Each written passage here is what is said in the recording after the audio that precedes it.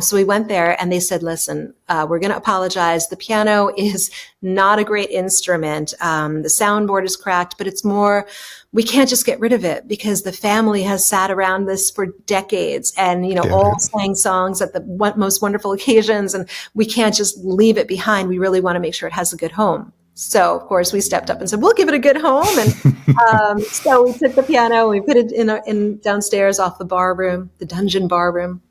And it's very dark down there. And the first time I went down there to play it, I remember, because it is off the dungeon bar room. Ritchie always said he didn't want a studio in the house. He wanted to be the first musician who only had a bar and no studio. He had only a dungeon bar room here, literally with medieval torture devices hanging on the walls. Hardly any lights down there at all. The walls are all very like stone, and which is why my children will never have any fear, because if you're brought up in a house like this, then you're the Addams family at the end of the road. So no, you just don't fear anything anymore. So we put the piano off the room down there, but it's very dimly lit, to the point where if there are any bulbs, Ritchie will color them in Sharpie marker. So it's even more dimly lit. You just can't really see down there. And I was playing, and I looked up, because that one room is surrounded by windows, and I saw a reflection behind me of a man standing there in a jacket with a hat. And I thought, oh, Ritchie came to hear what I'm doing. So I continued to play.